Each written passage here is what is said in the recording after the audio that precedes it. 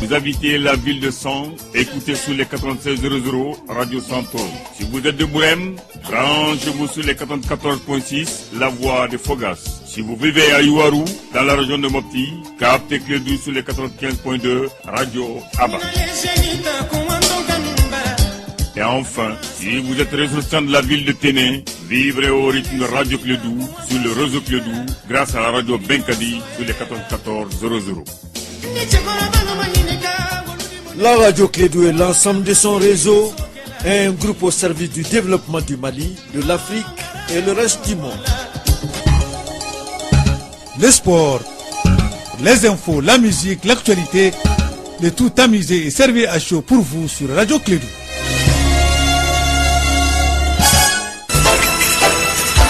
Radio Clédou, le journal avec Sotel Mamalitaire. Mesdames et messieurs, fidèles auditeurs, inconscients de l'ensemble de réseau Clédou, rebonjour à vous et bienvenue. C'est le temps de vous informer. Le journal de Clédou, première édition de la matinale, une œuvre de Harouna Tidjaniba qui est déjà présent.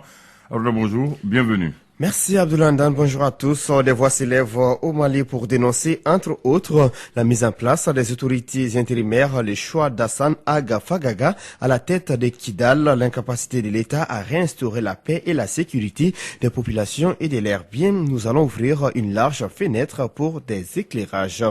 Et puis retrouver en fin d'édition, comme chaque mardi, notre chronique santé du jour. Elle s'intéresse à la médecine traditionnelle. Voici pour vous le sommaire. Bonjour à tous et bienvenue.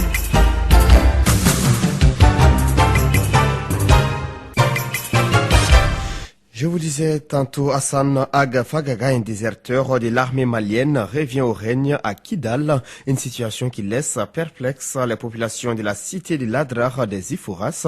Kassim Traoré nous donne plus de détails. Encore le déserteur Hassane Ag Fagaga, un criminel de guerre à la tête de Kidal. Président de Kidal, la population de Kidal espérait tout sauf ça. Cet ancien officier de la garde nationale aux mains ensanglantés depuis 2016. Hassane Ag Fagaga avait déserté les rangs des forces armées du Mali. Ensuite, il a pris part en 2006 à l'insurrection armée dirigée par Bahanga qui est décédé en 2011. Cette année-là, la garnison de Kidal a été attaquée par deux hommes en complicité avec un groupe de combattants. Ce fut le déclenchement d'une rébellion qui a sévi dans la région de Kidal de 2006 à 2008. Le duo Bahanga-Fagaga avait au cours de leur folle entreprise fait de nombreuses victimes civiles et militaires lors des vagues d'attaques, d'embuscades et autres usages d'engins explosifs comme des mines. En 2012, Fagaga signe son retour. Il est encore à la manœuvre avec son mentor Iyad Agadi, chef d'Ansardine, qui déclenche une nouvelle rébellion. Cette fois-ci, celle-ci regroupe plusieurs mouvements séparatistes et djihadistes. Fagaga et ses compagnons d'Ansardine et du MLLA vont ouvrir à partir de 2012 la voie à l'occupation des régions nord du Mali. Hassane Ag Fagaga était parmi les responsables civils et militaires de la rébellion visée par une plainte déposée par le gouvernement malien. Mais les autorités actuelles ont abandonné les poursuites engagées sous la transition. Cependant, le dossier de crimes commis au nord du Mali pendant cette période reste ouvert au niveau de la CPI. Aujourd'hui, ce criminel de guerre est à la tête de Kidal. Diverses opinions, des interrogations et autres, l'échec de la mise en place des autorités intérimaires au nord fait désormais couler beaucoup d'encre au Mali. Certaines personnes se disent sceptiques au retour de la paix au nord avec la mise en place de ces autorités intérimaires. Notre correspondant à Sikasso a tendu son micro aux populations locales. Voici quelques propos recueillis. Je suis d'accord qu'on envoie la mise intérimaire à Kidal, à Taudani et Menaka. Mais pourquoi Gao est Tamak? Le gouverneur de la région de Gao est là-bas, travaille. Le gouverneur de Tamak est là-bas, il travaille. L'administration est à Gao, l'administration est à Tamakdou. Les maires sont là-bas, les députés sont là-bas. Le commissariat est là, les communicants sont là-bas. Pourquoi autre administration encore? Ça fait deux poids, deux mesures. Et l'État, c'est un État. Le gouverneur est représenté, l'État est représenté. Pourquoi une autre? On doit accepter nos autorités officielles. On a peur d'aller au fond du problème. Le fond du problème, ces gens veulent le fédéralisme. Le fédéralisme, c'est pas un crime. Ça, c'est sur des trucs solides, des bases solides, juridiques. On essaie de mettre des gens dans la même sauce à tenir. Mais si c'est la fédération, comme le Nigeria, ça c'est solide. Les autorités intérimaires, le problème ça a beaucoup tourné. Donc si ils n'arrivent pas à le faire, Donc, on n'a qu'à chercher d'autres solutions. J'ai dit, si c'est dans les accords de paix, ce n'est plus discutable. La question se pose maintenant, est-ce qu'au moment de la signature des accords de paix, est-ce que tous les points ont été soumis à toutes les parties, à toutes les composantes de la nation? Si cela a déjà été fait, au moment de la concrétisation, il est difficile maintenant de donner encore des opinions divergentes. Maintenant, il faut que ces autorités soient représentatives. Si elles ne sont pas représentatives, si elles sont contestées, ça pose encore un autre problème. Le problème du Nord là me profite aux politiciens. C'est un problème qui est flou et que la société civile commence à prendre conscience. Mais ça ne fait qu'enrichir le monde politique. Il se fait qu'il y a un énorme problème, mais beaucoup vont souffrir. Voilà, c'est ce que le peuple n'arrive pas à comprendre. Mais ils existent, le peuple malien. Vous faites qu'un Mali là, vous faites qu'un Mali là, Maltais là. Les États-Unis, c'est une fédération des États-Unis d'Amérique. Moi j'ai fait les pays arabes, les Émirats arabes. C'est une fédération. Les propos de quelques Sikassois recueillis par notre correspondant Zoumana Traoré.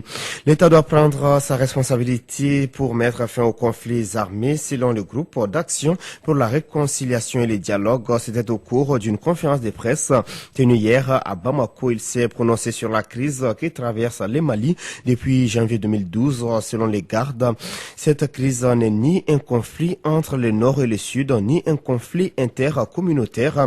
Elle a été créée de toutes pièces. Écoutons le président d'honneur du garde, Mohamed Agamani, au micro d'André Traoré. Ce n'est pas une crise entre le Nord et le Sud. Tout le Nord ne s'est pas soulevé pour demander à se séparer du Sud parce que la quasi-totalité des populations du Nord, je le confesse et je suis prêt à répondre devant n'importe quel tribunal, n'est pas partie prenante dans ce conflit depuis 2006 jusqu'à maintenant. Donc, quand vous parlez de réconciliation, on vous braque tout de suite vers un conflit interethnique, un conflit intercommunautaire. C'est vrai que la communautarisation et la gestion malsaine de cette crise, pour ceux qui s'arrangent, parce que c'est devenu une source, un fonds de commerce pour beaucoup, ça les arrange qu'il y ait des conflits entre les communautés parce qu'ils ne veulent pas que le Mali se stabilise, aussi bien à l'intérieur qu'à l'extérieur. Donc, mais ce n'est pas un conflit entre les communautés. On l'a créé de toutes pièces dans certains endroits et il faut qu'on lutte contre ça. Mais ce qui importe aujourd'hui, c'est que l'État doit renforcer, qu'il prenne ses responsabilités, qu'il s'assume, qu'il ait une armée et une police très forte, une justice solide et que les citoyens croient en leur pays. Rien ne sera au-dessus du Mali. À l'instant, Mohamed Agamani, ancien Premier ministre du Mali, président d'honneur du groupe d'action pour la réconciliation et le dialogue garde. La commission préparatoire de la conférence d'entente nationale tient à Ségou sa conférence régionale regroupant tous les représentants des couches sociopolitiques, coutumières et religieuses de la région. Cette concertation régionale permet d'informer, sensibiliser et recueillir les interventions des Ségoviens dans les cadre de la recherche de la paix et de l'unité nationale. Plus de 210 personnes de 7 cercles de Ségou, dont 30 représentants par cercle, participent à la rencontre. Reportage Douba Dameli. Cette initiative de plusieurs autorités du Mali est une aspiration à la cohésion sociale, condition indispensable au développement. Berthe Ramata Makalou, chef de la mission de la commission préparatoire. L'objectif de cette conférence est de préparer un projet de charte qui va sceller une paix durable et promouvoir l'unité et la réconciliation nationale de ce pays-là. Vise à faire une esquisse de la vision des communautés, des populations de la région de Ségou, vos avis, vos propositions et suggestions, ainsi que ceux émanant des autres régions de ce pays-là, feront l'objet d'un document qui servira de base aux travaux de la conférence d'entente nationale qui doit se tenir très prochainement. Une façon pour le gouvernement malien de donner la possibilité à tous les fils du pays d'orienter toute leur énergie à l'instauration de la paix. Georges Togo, gouverneur de Ségou. Le processus de réconciliation nationale enclenché par les pouvoirs publics doit être inclusif et participatif, impliquant toutes les composantes de la nation. Il nous faut bannir à jamais toute forme d'exclusion, reconnaître et réparer les fautes du passé afin de parvenir à une véritable réconciliation des cœurs et des esprits. Le dialogue entre tous les fils du pays s'impose. Il revient donc aux acteurs de Ségou de faire des propositions de solutions fiables. Pendant ces 2 jours de travaux de Ségou, Douba Dambélé pour la radio Clédou. Vous êtes sur le 91.5 dans la région de Ségou. Vous écoutez Radio Clédou.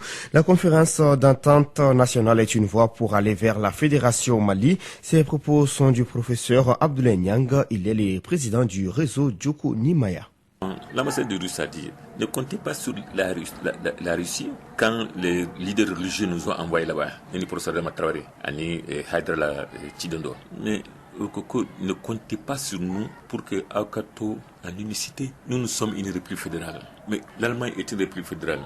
Les États-Unis, c'est une fédération. Même le Nigeria est une fédération. Il dit Abe Johnsro, qui va dire que si vous êtes en fédération, que c'est la fin du monde. Il dit vous n'aurez personne. Il dit ne comptez pas, en allant à l'Union européenne, au machin et tout, ne comptez pas pour que nous, on dit, ce n'est pas la peine d'insister là-dessus. Ce qui va se passer, ils vont bloquer ou la conférence d'entente nationale n'aura pas lieu, ou quand la conférence d'entente nationale va avoir lieu, la CEMA va présenter une thèse comme quoi Bamako est infréquentable. Et si c'est le cas, Bamako est impuissant aujourd'hui vis-à-vis de toutes les communautés de localités maliennes. Ibeka a été rendu sous l'onde de choc. La déstabilisation programmée de Hollande, qui s'en va dans quelques jours, n'est-ce pas?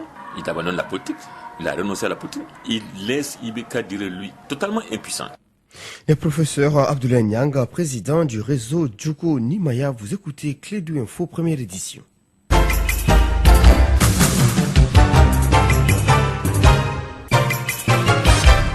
Quel avenir pour les ciments maliens? La question est au menu d'un forum industriel de la construction qui s'est tenu ce lundi à Bamako. La journée d'échange permettra d'adopter la meilleure approche pour améliorer la performance de l'industrie des matériaux de construction du Mali. Des professionnels, des revendeurs de ciment et des consommateurs participent à la rencontre. Les explications de Mahamadou Khan. L'enjeu de ce forum industriel sur la construction est de créer un cadre propice à la promotion et la production du ciment malien. Le ciment constitue l'élément sur lequel doit reposer l'édification d'une infrastructure industrielle solide et prospère, explique Mohamed Ali Ag Ibrahim, ministre du Développement industriel à l'ouverture des travaux. L'objectif pour les autorités maliennes est de soutenir les lois et les efforts des entreprises qui fabriquent le ciment dans le respect des normes internationales. Une occasion pour les acteurs du domaine de partager les contraintes et les difficultés ainsi que les propositions de solutions pour le bien-être du secteur du ciment au Mali. De communication des cimenteries maliennes sur les capacités installées, les productions actuelles et prévisibles, les méthodes de fabrication ou encore les technologies utilisées sont les temps forts de ce forum. Le Mali importe l'essentiel de ses besoins en ciment, une tendance que les autorités souhaitent inverser à travers les recommandations issues des travaux de cette rencontre autour de la construction au Mali. Faisons un tour en commune 6 du district de Bamako de Lampander pour la population de Sokoniko. Le deuxième adjoint au maire de la commune 6 a tenu sa promesse de campagne. Les habitants de Sokoniko ont réceptionné ce week-end de Lampander dans les secteurs Sokoniko, Torche-Bougou et au marché du quartier. Écoutons Boubacar Kiita, les donateurs au micro de Mahamadou Khan.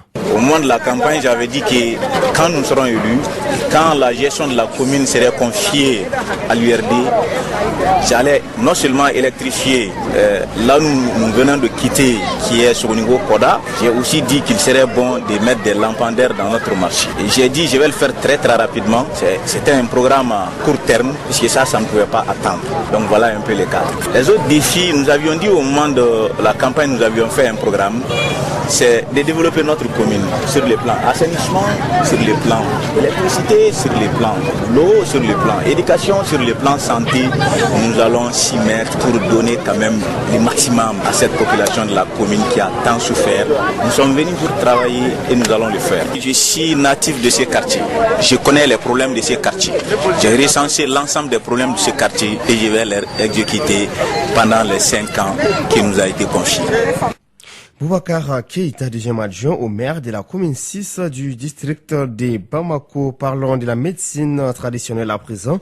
80% de la population africaine se soigne par les plantes médicinales. Selon l'Organisation mondiale de la santé, quelle est la place et le rôle de la médecine traditionnelle dans la lutte contre les maladies? Des éléments de réponse dans notre chronique santé du jour, une réalisation de Fanta Diakité.